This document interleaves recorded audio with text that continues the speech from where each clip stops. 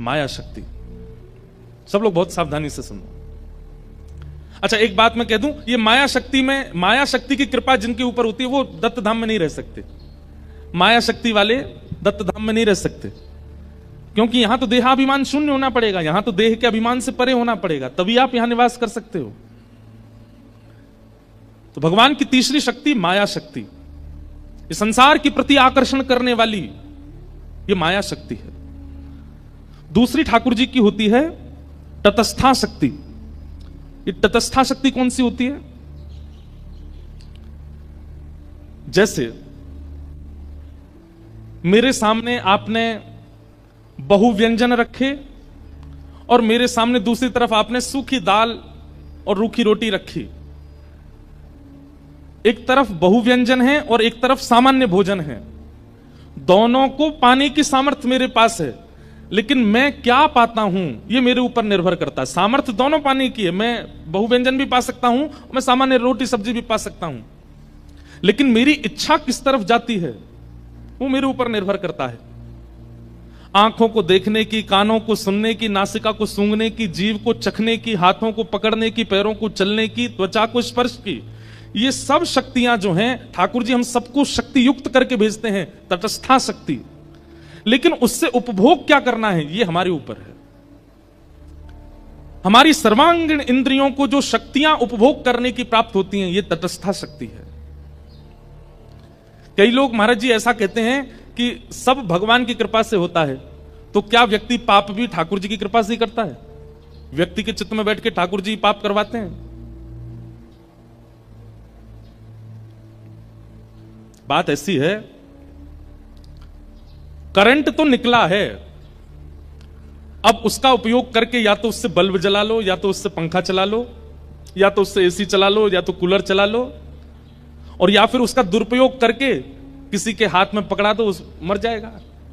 शक्ति तो निकली है, शक्ति तो प्रवाहित हुई है, उसका सदुपयोग और दुरुपयोग हमारे हाथ में है। हमारी सर्वांगीण इंद्रियों को जो उपभोग करने की शक्ति प्राप्त है ये तटस्था शक्ति है। और पहली शक्ति ठाकुर जी की है स्वरूप शक्ति। स्वरूप शक्ति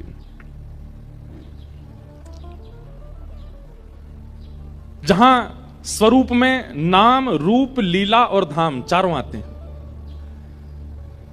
माया शक्ति जो है उसका उपभोग संसारी लोग करते हैं, तटस्था शक्ति जो है इसका उपभोग योगी लोग करते हैं, और स्वरूप शक्ति का उपभोग भक्त लोग करते हैं। हम आप सब लोग जो यहां बैठे हैं ना, हम कौन सी शक्ति के उपासक हैं? हम तीनों शक्तियों के उपासक हैं। हम माया शक्ति में भी पढ़े हैं, हम तटस्था में भी पढ़े हैं, और हम स्वरूप में भी पढ़े हैं। एक जगह स्थिर नहीं हुए। हम आप में से एक आध दो चार ऐसे हैं जिनकी एक ठौर होगी, या तो पूर्ण रूपेण माया में है, या पूर्ण रूपेण तटस्था में है, या पूर्ण रूपेण स्वरूप में है। अगर वाणी क्लिष्ट लगती हो तो क्षमा करना, पर यह समझना बहुत जरूरी है किशोरी जी के तत्व के लिए। भगवान की स्वरूप शक्ति ये प्रथम है, और स्वरूप शक्ति के भी 3 अंग हैं। भगवान की स्वरूप शक्ति किन किन रूपों में प्रकट होती है? तो उसमें पहला है संघनी शक्ति। संघनी का मतलब क्या है? ठाकुर जी के धाम, ये भगवान की संघनी स्वरूपा है, ये संघनी स्वरूप है। वृंदावन है, द्वारिका है, जगन्नाथपुरी है, बद्रीनाथ है, दक्षिण में श्रीरंगम है, श्रीनाथ द्वारा राजस्थान में है। अच्छा, ये तो है पृथ्वी के, और फिर इसके बाद जाओ तो वैकुंठ है, साकेत है, गोलोक है, ये भी भगवान के स्वरूप माने। जब वृंदावन भगवान का स्वरूप ही तो है, श्री जगन्नाथपुरी धाम भी जगन्नाथ भगवान का स्वरूप है, द्वारिका धाम भी द्वारिकाधीश का स्वरूप है। मतलब धाम भी भगवान का स्वरूप माना जाता है। स्वरूप के 3 रूप हैं। पहला संघनी स्वरूप, ये धाम के रूप में प्रकट होता है। बहुत सावधानी से सुनो। दूसरा है स्वरूप का रूप संवित रूप, संवित स्वरूप। संवित स्वरूप कौन सा होता है? ज्ञान। कई बार आप धाम नहीं जाते, कई बार आप ठाकुर जी का प्रत्यक्ष दर्शन नहीं करते, लेकिन कथा में सुनाया गया जो ज्ञान है उस ज्ञान से ही आपको ठाकुर जी का अनुभव होने लग जाता है। ये कथा, ये भी तो ठाकुर जी का स्वरूप है। वक्ता मंच से बोलता है, श्रोता को अनुभव होने लग जाता है, ये संवित स्वरूप है।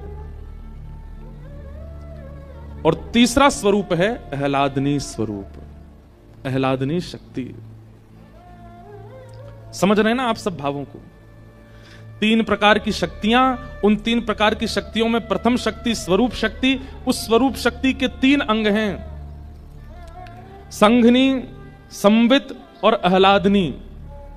जिसमें संघनी स्वरूप जो है वो धाम का है, संवित स्वरूप जो है वो कथा का है, और आह्लादनी स्वरूप जो है वो प्रेम का है।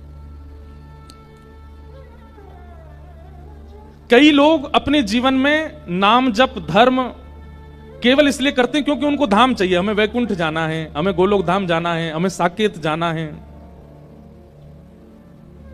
वो अपने जीवन को पुण्यमय बना के रखते हैं ताकि मृत्यु के बाद उनको भगवत धाम की प्राप्ति हो जाए। वो ठाकुर जी के किस स्वरूप के अधिकारी हैं? संघनी स्वरूप। पाप मत करो, दुराचार मत करो, ऐसा व्यवहार मत करो, अरे जीवन में कोई ऐसी क्रिया मत करो कि तुम वैकुंठ जाने से वंचित हो जाओ। ये संघनी स्वरूप के उपासक हैं। कई लोग संवित स्वरूप के उपासक हैं, उनको वैकुंठ जाने से इतना प्रलोभन नहीं है, उनको साकेत की इच्छा नहीं है, उनको गोलोक धाम जाने की इच्छा नहीं। उनके लिए क्या है? बोले पृथ्वी पर हमारा जन्म हुआ, यहीं कथा भागवत कीर्तन और उत्सव करके यहीं वैकुंठ प्रकट कर लो, यहीं साकेत का अनुभव कर लो, यहीं गोलोक धाम का अनुभव कर लो। और तीसरा स्वरूप है ठाकुर जी का आह्लादनी स्वरूप। अब एक बात बहुत ध्यान से सुनिएगा, संधनी और संवित, इन 2 का अधिकार मुझे, आपको, हम सबको है, पर ठाकुर जी का जो आह्लादनी शक्ति का स्वरूप है उसका अधिकार केवल ठाकुर जी को है। ठाकुर जी ने उसका प्रयोग अपने लिए किया है। भाई हम सबका स्वरूप होता है कि हम कुछ अंश परिवार वालों के लिए रखते हैं, कुछ अंश मित्रों के लिए रखते हैं, कुछ अंश व्यवहार के लिए रखते हैं, कुछ अंश संसार के, और कुछ अंश अपने लिए भी तो रखते हैं। अभी तक हमने जितने नाम बताए, स्वरूप शक्ति, तटस्था शक्ति, माया शक्ति, संघनी शक्ति, संवित शक्ति, ये सब ठाकुर जी ने सबके लिए बनाई। एकमात्र एक ऐसी शक्ति है जिसको अपने लिए प्रयोग किया, आह्लादनी शक्ति।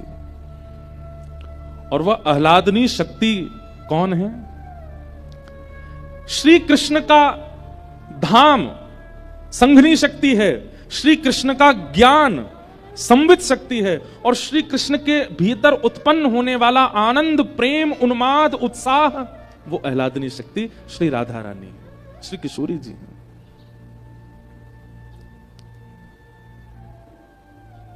आपके चित्त में आनंद उत्पन्न होता है तो आप क्या करते हो? आप उसको हंस करके प्रकट कर देते हो, आप उसको नाच करके प्रकट कर देते हो, आप उसको खेल करके प्रकट कर देते हो, आप उसको तैयार होकर प्रकट कर देते हो, आप कुछ बना करके प्रकट कर देते हो। ठाकुर जी के चित्त में जब आनंद उत्पन्न हुआ तो ठाकुर जी हंसे नहीं, नाचे नहीं, ठाकुर जी ने कुछ बनाया नहीं, कुछ गाया नहीं। अपने उस समस्त आनंद को, जो नाचता भी है, जो गाता भी है, जो हंसता भी है, जो श्रृंगार भी करता है, जो सब प्रकार से आकर्षक है, ठाकुर जी का वह हृदय का आनंद ही किशोरी जी के रूप में प्रकट हो गया। आपका आनंद आपसे विलग नहीं होता, आपका आनंद आप में ही दिखने लगता है, पर ठाकुर जी का आनंद विलग होकर के सन्मुख प्रकट हो गया। वो किशोरी जी है, वो श्री राधा रानी है, वो ठाकुर जी की आह्लादनी शक्ति।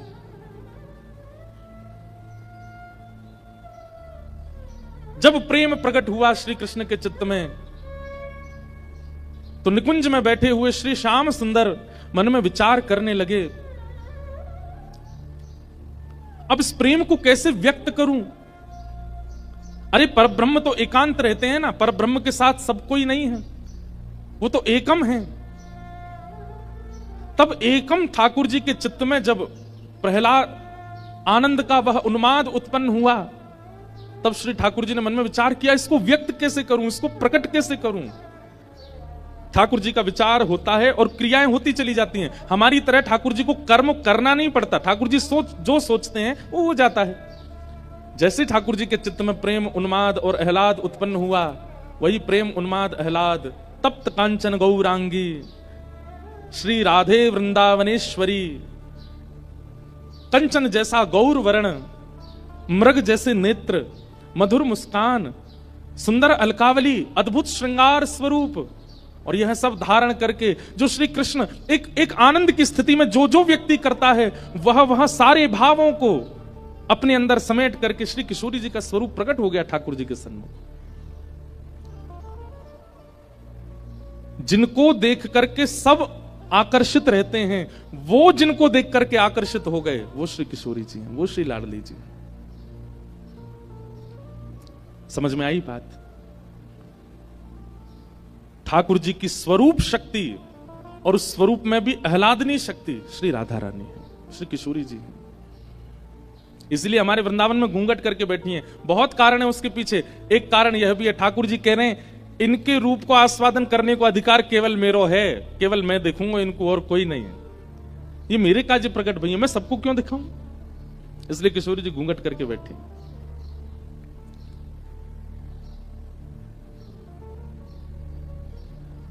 किशोरी जी का प्रादुर्भाव निकुंज में हुआ। अच्छा, हमारी श्री लाडली जी का प्राकट्य बरसाना में हुआ, ये बाद की बात है। पर श्री किशोरी जी और ठाकुर जी इन दोनों की लीला निकुंज में तो कल्प कल्पांतरों से चल रही है, आज से नहीं चल रही है।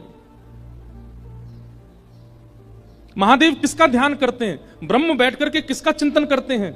ये इंद्र कभी कभी तपस्या करने बैठता है, किसका चिंतन करता है? क्यों? नारायण तो इनके सामने है, भगवान तो इनके सामने साक्षात बैठे हैं। इनको चिंतन करने की आवश्यकता क्या है?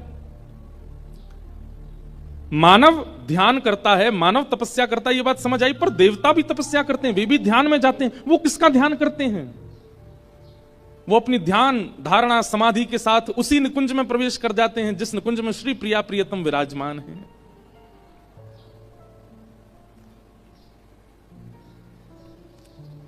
और वहां वही निकुंज विलास का दर्शन करते हैं जहां किशोरी जी और ठाकुर जी नित्य विराजते हैं।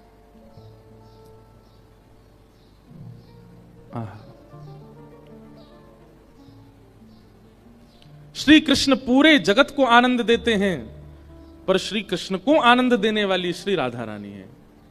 श्री कृष्ण को आनंदित करने वाली श्री किशोरी जी हैं, श्री लाडली जी। निकुंज में ठाकुर जी के चित्त से किशोरी जी प्रकट हुई। सुख मिला, ठाकुर जी को आनंद मिला। लेकिन थोड़ी देर बाद मन में इच्छा हुई कि केवल अकेले हम दोनों हैं, यह सुख, यह इसका विस्तार और भी होना चाहिए। तो ठाकुर जी के चित्त से किशोरी जी प्रकट हैं और फिर किशोरी जी के चित्त से अष्ट सखियां प्रकट हैं। अष्ट सखियों का प्रादुर्भाव हुआ है। और वो अष्ट सखियां कौन कौन हैं? किशोरी जी ने मन में विचार किया कि श्याम सुंदर को सुख देना है, तभी सबसे पहली सखी श्री ललिता जी प्रकट हुई। और ललिता जी की सेवा क्या है? ललिता जी बीड़ी भोग पधराती हैं, ठाकुर जी को बीड़ा पवाती हैं निकुंज में। ललिता जी। तभी मन में विचार हुआ और श्याम सुंदर को और सुख देने का विचार हुआ। तब दूसरी सखी प्रकट हुई, कौन? श्री विशाखा जी। और विशाखा जी की सेवा क्या है? ठाकुर जी को वस्त्र धारण कराना, अलंकार धारण कराना, इसकी सेवा श्री विशाखा जी की है। और विचार किया तब किशोरी जी के चित्त से तीसरी सखी प्रकट हुई, श्री चित्रा जी। ये ठाकुर जी को माला धारण कराते। जैसे हम मंच पर बैठते हैं तो गुरु जी आते हैं, महाराज जी आते हैं, माला पहनाते हैं सिर पे धार। ऐसी श्यामा श्याम जैसी निकुंज में अपने आसन पर विराजमान होते हैं, तो उनको वस्त्र आवरण अलंकार धराने की सेवा जो है ये चित्रा जी की है। ये चित्रण करती हैं कि आज निकुंज में श्यामा श्याम ऐसे दिखने चाहिए, तो वैसे वस्त्र, वैसे आभूषण, वैसी माला उसका चिंतन करके लाती हैं और श्री ठाकुर जी को धारण कराती हैं। और भी कई सेवाएं हैं इनकी। अच्छा, एक बात और सुनिएगा। ये अभी प्राकट्य की कथा हम सुन रहे हैं निकुंज में, जहां नित्य श्यामा श्याम की लीला चलती है। बरसाना में, ब्रजमंडल में इनका प्राकट्य कैसे हुआ, वो कथाएं अलग हैं।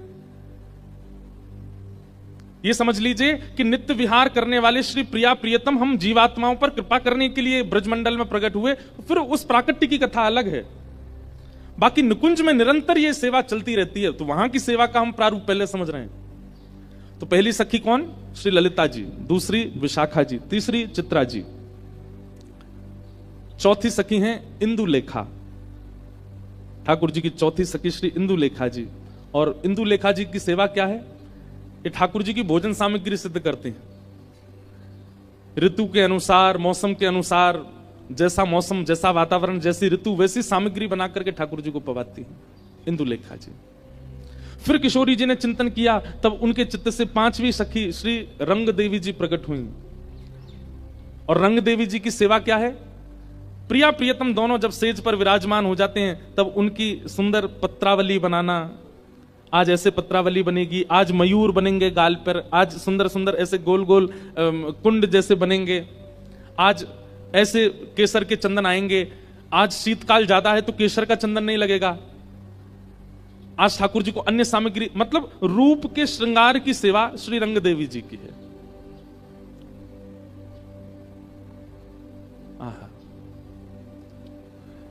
छठवीं सखी हैं श्री तुंग विद्या जी। और तुंग विद्या जी की सेवा क्या है? जब प्रिया प्रियतम दोनों श्रृंगार करके सेज पर विराजमान हो जाते हैं तब उनके सम्मुख नृत्य करना, गान करना, सुंदर सुंदर राग रागनियों को प्रस्तुत करना, विविध विविध प्रकार के नृत्यों को तैयार करके श्री प्रिया प्रियतम का विलास करना, ये तुंग विद्या जी की सेवा है। किशोरी जी के चित्त से फिर सातवीं सखी प्रकट हुई जिनका नाम है चंपक लता। चंपक लता जी की सेवा क्या है? चंवर उड़ाना, ग्रीष्म ऋतु में पंखा करना। ये सिंहासन के पीछे खड़ी रहती हैं, वहां खड़े खड़े श्री प्रिया प्रियतम को केवल पंखा जलती रहती हैं, चंवर उड़ाती रहती हैं, उनके सुख का विचार करती हैं। ऋतु के अनुसार जो होना, अब जैसे सर्दी आ जाती है तो सर्दी में क्या करती हैं? सिगड़ी सिद्ध करके लाएंगी, कोयला जला करके सिगड़ी करके फिर वो सामने रखेंगी। मतलब उनके अंग को अनुकूल वातावरण प्रदान करना, ये इनकी सेवा है। और फिर किशोरी जी के चित्त से आठवीं सखी प्रकट हुई सुदेवी जी। और सुदेवी जी की सेवा क्या है? किशोरी जी को जल पिलाना, ठाकुर जी को जल पिलाना। गर्मी है तो मिट्टी के बर्तनों में जल रखना, सर्दी है तो स्वर्ण पात्र में जल रखना, बारिश का मौसम है तो फिर जल में केसर डालना, उसमें थोड़ी कपूर, थोड़ी सी मिश्री पधरा देना, उसको शरबत का रूप दे देना। विविध विविध प्रकार से शरबतों को तैयार करके किशोरी जी को पिलाना, दूध पिलाना, पेय पदार्थ निर्माण करके देना, उनके श्रम को दूर करना, ये सेवा सुदेवी जी की। ऐसे अष्ट सखियां प्रकट हुई।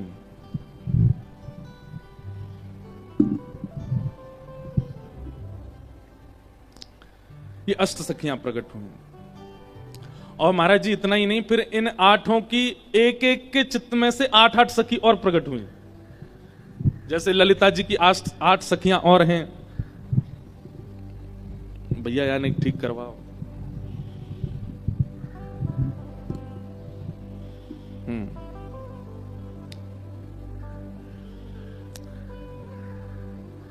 ललिता जी, विशाखा जी, चित्रा जी, इंदु जी, रंग देवी जी, तुंग विद्या जी, चंपक लता जी और सुदेवी जी, ये अष्ट सखियां हैं ठाकुर जी की।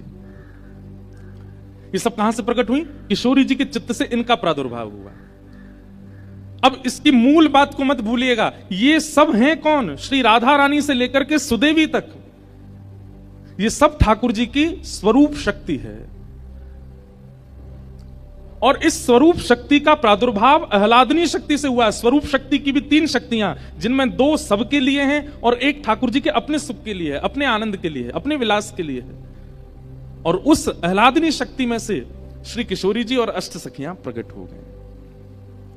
इसलिए किशोरी जी ठाकुर जी से विलग नहीं है, किशोरी जी ठाकुर जी से अलग नहीं है। अब है गयो, अब रख दो, अब गिरे को तो ले लेंगे। हाँ, ठाकुर जी से विलग नहीं है, एक ही है। एक अष्ट सखियों का बहुत सुंदर पद है। इन अष्ट सखियों की भी चर्चाएं हम सुनेंगे, इनके बालपन की कथा लीला।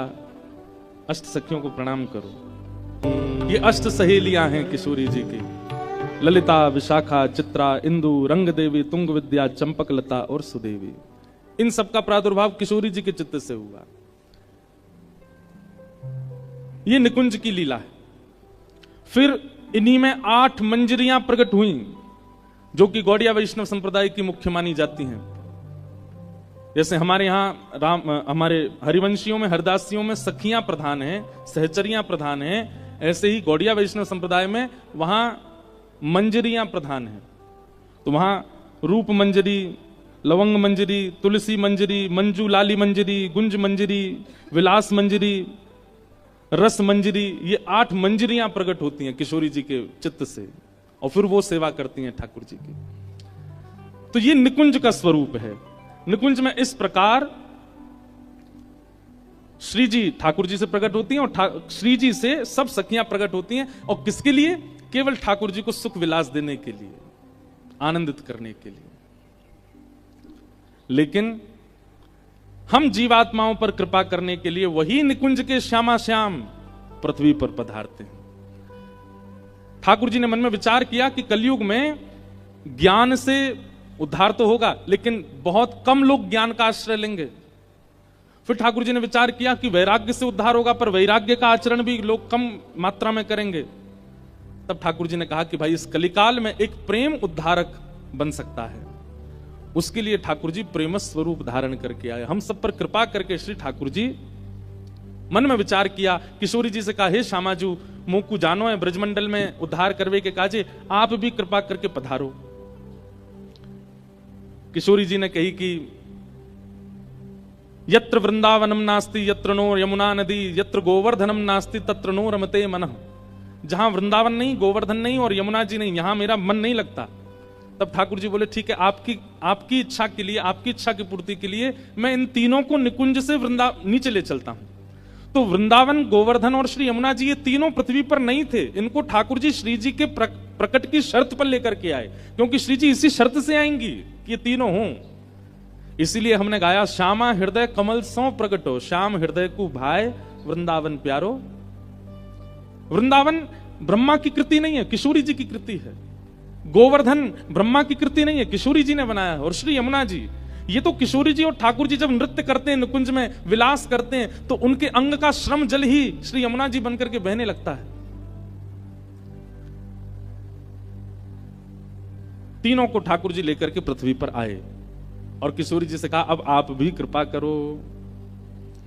किशोरी जी बोली, पहले आप प्रकट है जाओ, फिर हम आएंगे। अब देखो यहां पर भी 2 पक्ष हैं। कई जगह ऐसी मान्यता है कि किशोरी जी 1 वर्ष बड़ी हैं ठाकुर जी से, और कई जगह ऐसी मान्यता है कि किशोरी जी 1 वर्ष छोटी हैं, 1 वर्ष 1 महीना छोटी हैं ठाकुर जी से।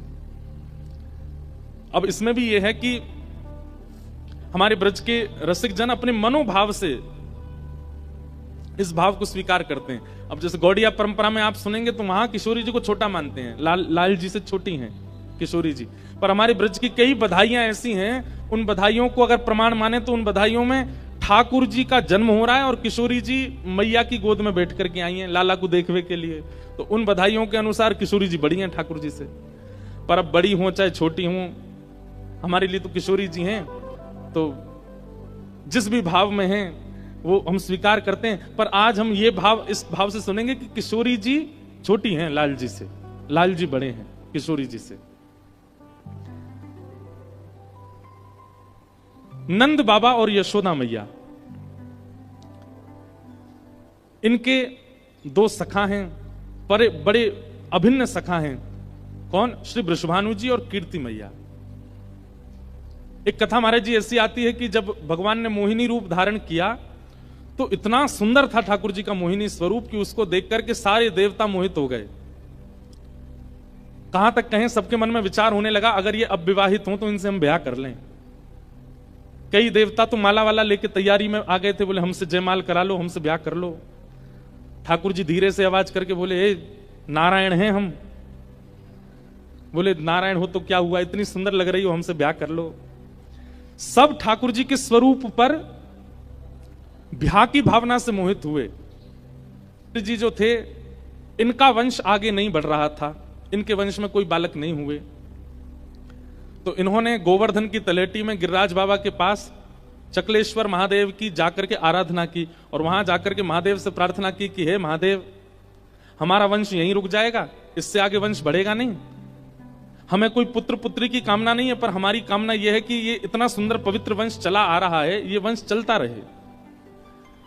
तो इस भावना से जब इन्होंने गिरिराज पर्वत पर जाकर के प्रार्थना की तो महादेव ने प्रसन्न होकर के, प्रकट होकर के, क्या अपूर्ण रह गई थी वो आपने पूरी कर दी, अब बस अब प्रतीक्षा करो, आपके कुल में एक सुंदर दीप प्रज्वलित होगा।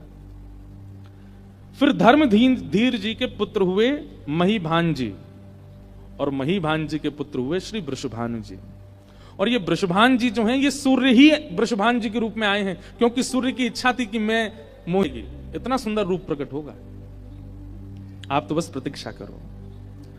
तो महीभान जी के पुत्र हुए श्री वृषभान जी, और वृषभान जी का ब्याह हुआ इंदुसेन राजा की पुत्री, इनकी माता जी का नाम था मुखरा देवी, और इनकी पुत्री हुई कीर्ति मैया। कीर्ति मैया से ब्याह हुआ श्री वृषभान जी का।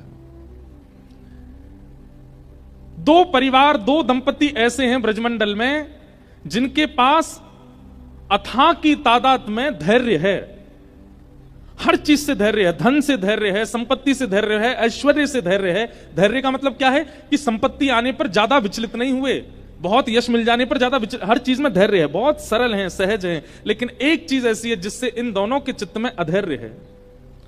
एक तो गोकुल में विराजमान नंद यशोदा, उनके चित्त में अधैर्य है कि हमारे पुत्र नहीं है, और एक बरसाने में श्री वृषभान जी और कीर्ति मैया, इनके चित्त में है कि हमारी पुत्री नहीं। वृषभानु जी और नंद बाबा, कीर्ति मैया और यशोदा मैया, ये आपस में इतने घनिष्ठ मित्र हैं कि यमुना स्नान करने भी संग ही जाते हैं।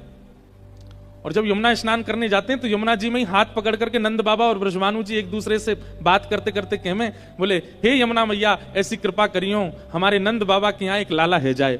और फिर डुबकी लगाते हैं वृषभान जी, फिर नंद बाबा के, हे यमुना मैया जैसे वृषभान जी आशीष दे रहे हैं वैसे मैं भी आशीष दूं, आप कृपा करियो इनके लाली है जाए, और यदि इनके लाली है गई तो मैं अपने लाला को ब्याह इनसे करा दूंगा। अभी तो ये हमारे मित्र हैं, बाद में ये हमारे समधी है जाएंगे, बाद में हमारा संबंध है जाएगा। नंद बाबा और वृषभानु जी की बात दूर बैठी बैठी सुनती हैं जब यशोदा मैया और कीर्ति मैया दोनों प्रसन्न हो जाती हैं। अरे सखी, कहीं जे सपनों ही तो नहीं रह जाएगो। ये दोनों मित्र रोज हाथ पकड़ करके यमुना स्नान करते समय ऐसा भाव रखें कि हमारे पुत्र हो, तुम्हारी पुत्री हो तो ब्याह कर देंगे, लेकिन कहीं ये केवल बातें ही तो नहीं रह जाएगी, कहीं स्वप्न तक सीमित तो नहीं रहेगो। कीर्ति मैया कहती हैं तुम चिंता मत करो, जल्दी होएगो कछु ना कछु। आहा, अब बिल्कुल सावधानी से सुनिएगा, अब उत्सव की ओर चल रहे हैं हम।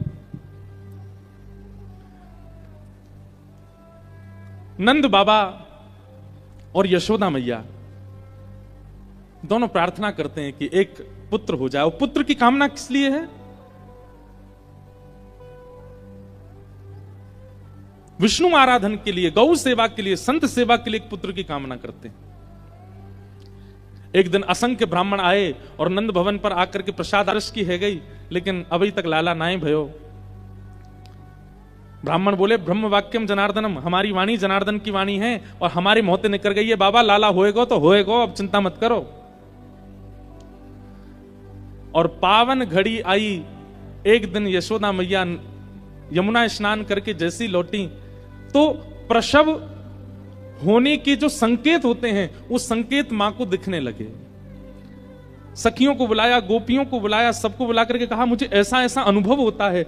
और उस अनुभव को सुनकर के सब सखियां प्रेम में भर गईं और सबने जाकर के नंद बाबा से कही, बाबा बधाई हो। काय बात की बधाई? बोले श्री यशोदा मैया को प्रसव के संकेत है रहे हैं, या को मतलब है कि गर्भ में बालक है, अब तो बस आप प्रतीक्षा करो, जल्दी ही सुंदर बालक को जन्म होगा। नंद बाबा इतने प्रसन्न हुए, सुनते ही सबसे पहले ये खबर जैसी नंद बाबा को पड़ी उसी समय देखते हैं कि सामने से वृषभानु जी आ रहे हैं। नंद बाबा के नेत्रों में प्रेम अश्रु हैं, प्रेम पुलकित नेत्र हो रहे हैं।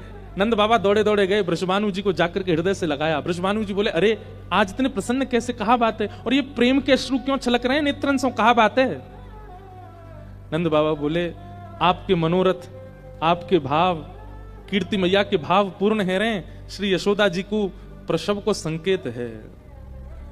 बंधुओं, हमारे आचार्य चरण ऐसा वर्णन करते हैं वृंदावन रस लीलाओं में कि इतने प्रसन्न तो नंद बाबा और यशोदा जी नहीं है जितने प्रसन्न कीर्ति मैया और वृषभानु जी हैं कि नंद बाबा के यहां लाला है वे वारो है। इतने प्रसन्न। धीमे धीमे समय आया और भादों की अष्टमी, और जैसी अष्टमी पूर्ण भई श्री नंदरानी यशोदा मैया की कुक्षी से नीलमणि जैसे माधव जब प्रकट भये, कृष्ण प्रकट भये, पूरे ब्रजमंडल में उत्सव हैरो है। नंद घरानंद भयो जय कन्हैया लाल की, ये गूंज जैसे ही पहुंची बरसाने, वृषभानु और कीर्ति मैया अति प्रसन्न आए हैं। आहा, अब देखो ये ब्रज को प्रेम नहीं है तो क्या है? लाला प्रकट भये, तो लाला प्रकट हैवे में बधाई लेके आना चाहिए, लाला प्रकट हैवे में टोपी कुर्ता लेके आना चाहिए, लाला प्रकट हैवे की खुशी में खिलौने लेके आना चाहिए। पर वृषभानु जी और कीर्ति मैया लाला प्रकट हैवे की खुशी में कहा लेके आए? टीको, टीको समझे? अरे जिसको आधुनिक भाषा में आजकल रोका बोलते हैं, जैसे रोका कर देते हैं ना, लड़की का रोका होता है, लड़का का भी रोका हो जाता है। रोका का मतलब क्या होता है? वो रोक देते हैं, बोले अब इनका ब्याह हमारे बालक से ही होगा। कितने आश्चर्य की बात है कि कीर्ति मैया वृषभानु जी की अभी लाली नहीं हुई है, अभी लाली का जन्म नहीं हुआ, और वहां वृषभानु जी और कीर्ति मैया टीका लेकर के आए हैं। और टीके में जो जो सामग्री होती है, नारियल होता है, श्रीफल होता है, वस्त्र होते हैं जमाई के, और गले में पहनाने की आभूषण होते हैं, हाथ के आभूषण होते हैं, और भी जो जो सामग्री होती है, सास ससुर के आभूषण, वो सारी सामग्री लेकर के आए हैं। नंद बाबा अपने द्वार पर खड़े होकर के खूब लुटा रहे थे, तभी देखा वृषभानु जी और कीर्ति मैया आए, आकर के तुरंत नंद बाबा को हाथ पकड़ो, भीतर लेके गए, बोले भीतर चलो। नंद बाबा बोले अरे इतनी सामग्री काय को लाए हो? बोले देख तो लो कहा लेके आए हैं। वस्त्र हटा करके देखो महाराज, तो वहां में तो संबंध पक्की करवे की जो जो सामग्री होती है वो लेकर के आए हैं वृषभानु जी और कीर्ति मैया। नंद बाबा के नेत्र सजल है गए। नंद बाबा बोले हे वृषभानु जी, अभी तो लाली भई नहीं है, आप पहले ही टीको करवे आ गए। बोले यहां हमारे करवे आया हूं, मैंने कहीं से सुनी है कि आपके घर साक्षात नारायण समान बालक जन्मो हैं, अभी टीका कर जाऊंगा तो या टीका की पूर्ति के लिए लाली को आनो पड़ेगो, या हमारे अभी पहले टीका कर जाऊंगा। ब्रज की भाव हैं। आहा, जैसी बाहर सबन को पतो चली, भीतर वृषभानु जी गए, और एक दिना के ठाकुर जी भय, बस एक दिना के ठाकुर जी को वृषभानु जी और कीर्ति मैया दोनों अपना हाथ स्पर्श करके टीको कर रही हैं, वस्त्र पधरा रही हैं, गले में माला पहना रही हैं, और जमाई को जो जो करना किया जाता है शादी से पहले वो सब कर रही हैं। उनके पैरन को पूज रही हैं, उनकी परिक्रमा कर रही हैं, नजर उतार रही हैं। और यशोदा मैया ये देख देख करके इतनी आनंद में भर रही हैं। बोले बताओ 24 घंटा को भयोना है लाला, संबंध पहले है गयो, रोका पहले है गयो ठाकुर जी को, टीका हो गया। हमारे ब्रज में आज भी गाते हैं, नंद महर घर ढोंटा जायो, बरसाने से टीको आयो, नंद महर घर ढोंटा जायो, बरसाने से टीको आयो। आप सब लोग गाओ, बरसाने से टीको आयो, नंद महर घर ढोंटा जायो, बरसाने से टीको आयो, नंद महर घर ढोंटा जायो, बरसाने से टीको आयो, आनंद महर घर ढोंटा जायो, बरसाने से टीको आयो, आनंद महर घर ढोंटा जायो, बरसाने से टीको आयो, अरे नंद महर घर ढोंटा जायो, बरसाने से टीको आयो। ब्रजवासी नाच रहे हैं। और महाराज अब एक जगह बात तो ऐसी बताई जाती है, ये देखो महाराज जी आज किशोरी जी के प्रादुर्भाव पे, और प्रादुर्भाव तो बाद में होगा, अभी ठाकुर जी को ब्याग पक्को है रो, हमारे देवता बरस रहे हैं। एक जगह ऐसी बात बताते हैं कि वृषभानु जी और कीर्ति मैया टीका लेके आए नहीं है, वो तो बधाई लेकर के आए थे, लेकिन वृषभानु जी को आता देख ब्रजवासियों ने अनुमान लगा लिया कि भैया ये तो संबंध पक्को करवे आए हैं, और बाहर सब ब्रजवासी गाने लगे, नंद महर घर ढोंटा जायो, बरसाने से टीको आयो, आनंद महर घर ढोंटा जायो, बरसाने से टीको आयो, ए नंद महर घर ढोंटा जायो, बरसाने से टीको आयो, आनंद महर घर ढोंटा जायो, बरसाने से टीको आयो, ए नंद महर घर धोंटा जायो, बरसाने से ठीक हो हे आयो, नंद महर घर धोंटा जायो, बरसाने से ठीक हो आयो, ओ नंद जूने लाला जायो, बरसाने से ठीक हो आयो, श्री यशोदा ने लाला जायो, बरसाने से ठीक हो आयो, हे नंद घर आनंद भयो, जय कन्हैया लाल की, आनंद घर आनंद भयो, जय कन्हैया लाल की, हे नंद घर आनंद भयो, जय कन्हैया लाल की, हे नंद घर आनंद भयो, ओ जय कन्हैया लाल की, हे नंद घर आनंद भयो, जय कन्हैया लाल की, हे नंद घर आनंद भयो, जय कन्हैया लाल की, हे यशोदा के लाला भयो, जय कन्हैया लाल की, हे नंद महर घर धोंटा जायो, ओ बरसाने से ठीक हो हे आयो, नंद महर घर धोंटा जायो, बरसाने से ठीक हो आयो, हे नने के पक्ष से आए हैं और श्री लाल जी को टीका कर ही रहे हैं। अब ये है ही जानो चाहिए, नंद महर घर धोंटा ओ जायो, बरसाने से ठीक हो आयो, आनंद महर घर धोंटा जायो, बरसाने से ठीक हो हे आयो, नंद महर घर धोंटा जायो, बरसाने से ठीक हो हे आयो, नंद महर घर धोंटा जायो, बरसाने से ठीक हो आयो, हे नंद महर घर धोंटा जायो, बरसाने से ठीक हो आयो, हे नंद महर घर धोंटा जायो, बरसाने से ठीक हो आयो, आनंद महर घर धोंटा जायो, बरसाने से ठीक हो हे आयो, नंद महर घर धोंटा जायो, बरसाने ओ से ब्रज में है रही जय जयकार नंद घर लाला जायो है, ओ दिल में है रही जय जयकार नंद घर लाला जायो वहाँ है। झूला में ठाकुर जी विराज रहे हैं, झूला में कौन विराज रहे हैं? भीतर आ रहे हैं, अभी आ गए, उन्हीं को ही टीका कर दो। आओ, बधाई हो, बधाई हो, बधाई हो। वाह भैया, आज तो ये कहना गलत होगा कि देव पुष्प वर्षा कर रहे हैं। ये पुष्प नहीं लुटा रहे हैं, आज तो देवता खुद ही वर्षा बन बन के कूद रहे हैं, कि स्वयं ही उतर करके आ रहे हैं दत्त धाम में इस आनंद उत्सव के लिए।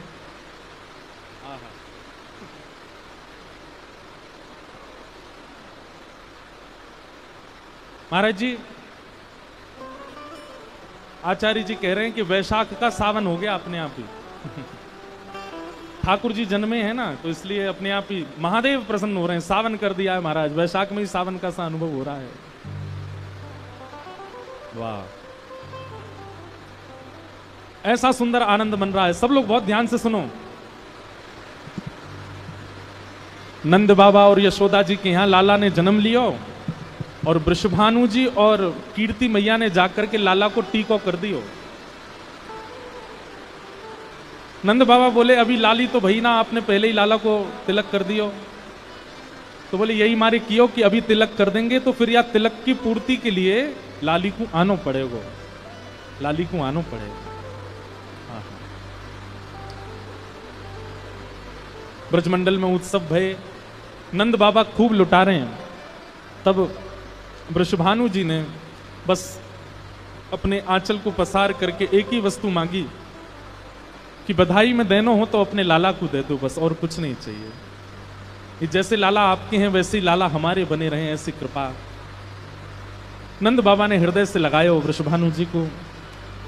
वृषभानु जी और कीर्ति मैया वापस बरसाने चले गए और आपस प्रतीक्षा कर रहे हैं कि कब वह घड़ी आवेगी और लाली को अवतरण होएगा। संत जनों की कृपा से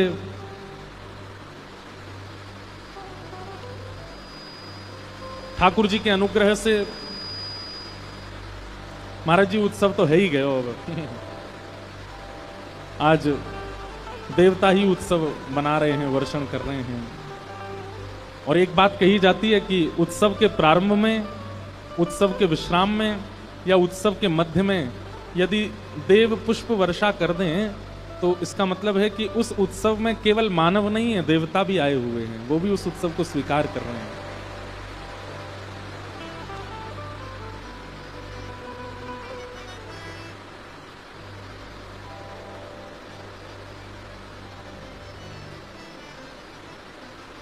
लाला को जन्म है गयो और कछु दिना बाद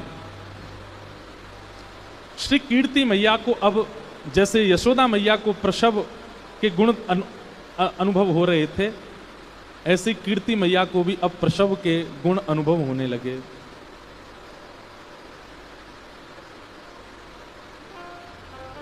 हमारे हित वृंदावन चंद्र जी श्री कीर्ति मैया के 9 महीने के अनुभव का वर्णन करते हैं कि 9 महीना कैसे कैसे अनुभव हो रहे हैं कीर्ति मैया। विरवा प्रेम मुदित रानी भई, पहला महीना जैसे प्रारंभ हुआ, कीर्ति मैया के गर्भ में लाली आई, तो अब इन 9 महीने के प्रसव की इस भावना से आप अनुभव उत्पन्न होने लगा कीर्ति मैया को। अत्यंत दोषयुक्त व्यक्ति में भी प्रेम का भाव उत्पन्न होने लग जाए, दया की भावना आने लग जाए, करुणा की भावना आने लग जाए। आया तब क्या हुआ, बोले परम सुख सानी, इतने सुख में आ गई हैं कीर्ति मैया। कहत मृदु वाणी, अपनी मीठी वाणी से क्या कह रही हैं, अपनी सखियों से कह रही हैं कि अरे मुझे तो भरोसा है कि मेरे गर्भ में लाला नहीं लाली है, लली उर आनी, मेरे मेरे मेरे उदर में लाली ही है, मुकु ऐसो आभास है रहो है। और लाली की बात सुनकर के ताके बोले आपको कैसे पता, बोले अहो लक्षण आने, लक्षण अनुभूत हो रहे हैं। बोले कैसे लक्षण लग रहे हैं, बोले लाली के जो जो श्रृंगार होते हैं ना, वो श्रृंगार स्वप्न में दिखाई दे रहे हैं। कभी बेणी चोटी दिखाई देवे, कभी कानन के कुंडल दिखाई देवे, नाक की नतनी दिखाई देवे, छोटे छोटे हाथन में महावर दिखाई देवे, पामन की पाजेब की छमछम आवाज सुनाई देवे, लहंगा दिखाई देवे, चुनरी दिखाई देवे। तो इससे कीर्ति मैया कह रही है, बोले गर्भ में लाली है, मोकू अनुभव है रहो है।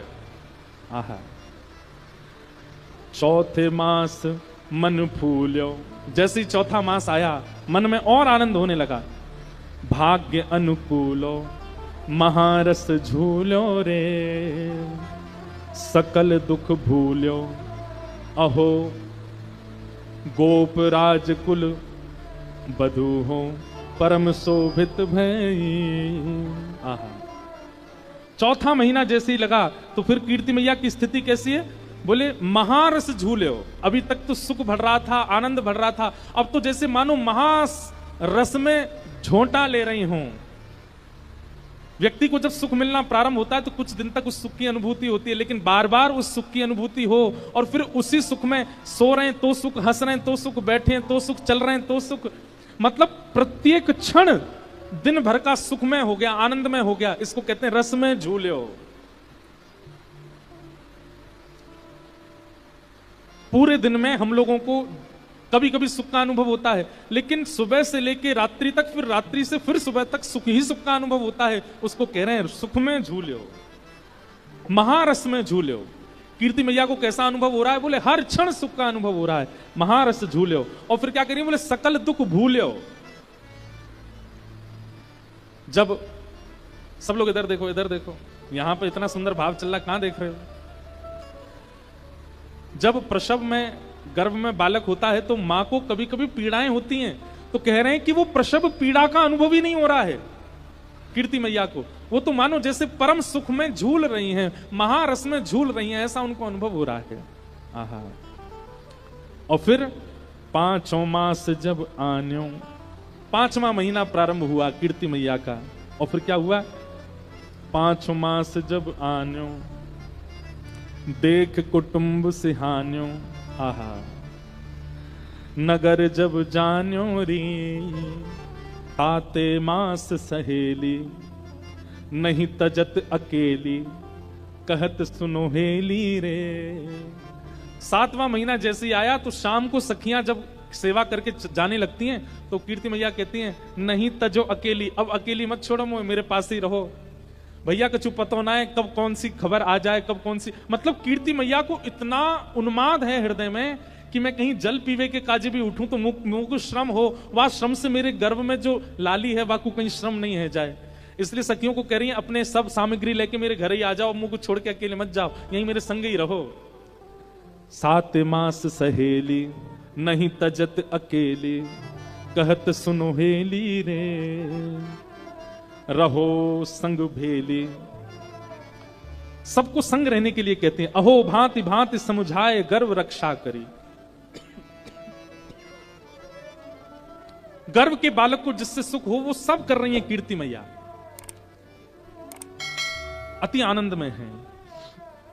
आहा, 8 मास द्विज आए, 8वां महीना जैसे हुआ, ब्राह्मण जन सब घर पर आए, बोले पठाए, और सबने कीर्ति मैया को घेर करके सुंदर सुंदर प्रवचन किए, सुंदर सुंदर वेद मंत्र सुनाए, सुंदर सुंदर स्तुतियां सुनाई, ठाकुर जी की लीला कथाएं सुनाई, और कीर्ति मैया बैठ करके प्रमोद मन से श्रवण कर रही हैं। आहा, 8 मास द्विज आए, बोले पठाए, न्योत जिमाए रे। फिर उन ब्राह्मणों को सबने भोजन कराया और उनको बढ़िया दक्षिणा प्रदान करी। सजन पहिराए, सबको वर्ण प्रदान किए, वस्त्र प्रदान किए। सजन पहिराए, अहो बोले सजन सो, बोल सोई प्रभु कीजिए। और ब्राह्मण देवता जाते जाते श्री वृषभानु जी से क्या कह के गए? बोले आज तक तो इन्होंने आपकी आज्ञा मानी होगी, लेकिन अब आप इनकी आज्ञा मानिएगा, ये जो कहें वही करिएगा। और श्री वृषभानु जी बड़े आनंद में हामी भरते हैं कि हाँ ठीक, अब से ये जो कहेंगे वो हम करेंगे। इस प्रकार 8वां महीना निकला। अब 9वें मास गोप बाला, 9वां महीना प्रारंभ हुआ। 9वें मास गोप बाला, कहे बचन रसाला, अजु कीरत कृपाला जी, बूझत एह काला, अहो कब हुए है वह धूम सुमंगल गाई है। 9वां महीना जैसे प्रारंभ हुआ, आहा, कीर्ति मैया से अब सब आकर के कहते हैं कि मैया अब तो कोई भी क्षण, कोई भी घड़ी, कोई भी समय शुभ संकेत आ सके, लाली को जन्म है सके। इस प्रकार 9 महीने निकले और 9 महीने पूर्ण होते ही पूजे हैं 10वां मास। 9 महीना पूर्ण हो गए, 10वां महीना प्रारंभ हुआ। उर बड़ो है हुलास, सफल भैयास, कियो भवन प्रकाश है। यहां वर्णन करते हैं कि 9वां महीने की अंतिम रात्रि, 9वें महीने की अंतिम रात्रि थी, और श्री कीर्ति मैया और वृषभानु जी दोनों सोए हैं। तभी वृषभानु जी के स्वप्न में क्या आता है कि वृषभानु जी बैठे हैं और तभी एक छोटी सी किशोरी डगमग डगमग चाल चलती सी भई आई और श्री वृषभानु जी की गोद में बैठ गई और बैठ करके वृषभानु जी की दाढ़ी से खेल रही है। और ठीक उसी समय कीर्ति मैया को भी स्वप्न आया। और कीर्ति मैया को क्या स्वप्न आया कि एक नन्ही सी किशोरी, सुंदर गौर वर्ण स्वरूप है, वो आई है और आकर के गोद में बैठ करके मानो कीर्ति मैया की छाती टटोल रही है और मानो कह रही है कि मुख दूध पिवाओ। और तुरंत कीर्ति मैया अपना पयोधर जैसे मुख में देती हैं, नेत्रों से अश्रुपात होने लग जाता है। ऐसा कोमल अंग, ऐसा सुंदर स्वरूप, नेक्सी सी लाली गोद में बैठ करके दुग्ध पान कर रही है। और अचानक ही दोनों की निद्रा खुली। और जैसी दोनों की निद्रा खुली, वृषभानु जी कीर्ति मैया से पूछा कहां भयो? कीर्ति मैया वृषभानु जी से पूछा कहां भयो? अरे मैं तुमसे पूछ रही हूं कहां भयो? बोले मैं हूं तुमसे पूछ रहा हूं कहां भयो? कीर्ति मैया बोली मैंने तो एक सपनों देखो। वृषभानु जी बोली अरे मेहर, मैंने भी एक सपनों देखो, तुम पहले बताओ तुमने कहा सपने में देखो? तब वृषभानु जी बताते मैंने तो सपने में देखो एक नेक्सी सी लाली गोद में आके मेरी दाढ़ी ते खेल रही है। कीर्ति मैया के नेत्र सजल है। बोले मुझे भी यही सपना आया कि एक लाली मेरी गोद में बैठ करके मेरे पयोधर पी रही है। और ये दोनों के मध्य में चर्चा चली रही थी कि अचानक से श्री कीर्ति मैया को प्रसव पीड़ा प्रारंभ हुई। और जैसे ही प्रसव पीड़ा प्रारंभ हुई, वृषभानु जी दौड़े दौड़े गए, चिंता में भर गए हैं, पसीने से आ रहे हैं और दौड़े दौड़े सखियों के पास गए, दाई अम्मा के पास गए, बोले जल्दी चलो, अरे पीड़ा हो रही है कीर्ति मैया को। सब दौड़ करके गए, भीतर जाकर के देखो, भीतर से किवाड़ बंद कर ली है, सब सखियां चारों ओर खड़ी हैं, किसी प्रयास से नहीं, बिना प्रयास के ही, बिना किसी के सहयोग के ही। जैसे ब्रह्म बेला का समय होने लगा, सूर्य उदय की स्थिति होने लगी, अष्टमी तिथि प्रारंभ हो गई है, और जैसे सूर्य उदय की बेला प्रारंभ हुई उसी समय अपने आप सहनाइयों की आवाज आने लगी, अपने आप सारंगियां बजने लगी, अपने आप ढोल डुमडुमियां बजने लगे। वृषभानु जी बोले मैं कक्ष के बाहर खड़ा हूं कीर्ति मैया भीतर हैं, सब सखियां घेर के खड़ी हैं, अभी तक कोई समाचार आया नहीं, और ये डुमडुमियां बज रही हैं, ये सहनाइयां बज रही हैं, ये सारंगियां बज रही हैं, मंगल गीत कौन बजा रहा है? और तभी वृषभानु जी ने जैसी खिड़की खोल करके देखा तो आकाश से मेघ वर्षा हो रही है, और उस मेघ वर्षा की ध्वनि में ही मंगल गीतों के स्वर प्रकट हो रहे हैं। मानो अभी तक किसी को पता नहीं चला लाली भई है, लेकिन आकाश में देवता देवीगण सब खड़े होकर के पुष्प वर्षण कर रहे हैं और मंगल गीतों का वाद्य बजा रहे हैं। आहा, वृषभानु जी तो आश्चर्य में पड़ गए, बोले ये कैसी वर्षा? वर्षा की ध्वनि तो अभी हमने सुनी, कैसी टप टप वर्षा होती है, लेकिन वर्षा की ध्वनि में स्वर लहरियां प्रकट हो रही हैं, ऐसी वर्षा पहली बार देखी है। और जैसे ही इस वर्षा की ध्वनि हुई, इतने में ही कीर्ति मैया के कक्ष को द्वार खुलो और भीतर से पधारी सब सखियां आकर के श्री वृषभानु जी को घेर लेती हैं, और बाबा बधाई हो, बधाई हो, बधाई हो। वृषभानु जी के हाथ पैर कांप रहे हैं, क्योंकि सुनना चाहे कि लाली भई है, कहीं ये नहीं कहें लाला भयो, बधाई तो पता हो भई है, लेकिन लाली भैया ये समाचार मिले। वृषभानु जी कह रहे मैं तुम्हारे हाथ जोड़ूं, पाम पूजू, पहले ये बताओ कौन भयो? आहा।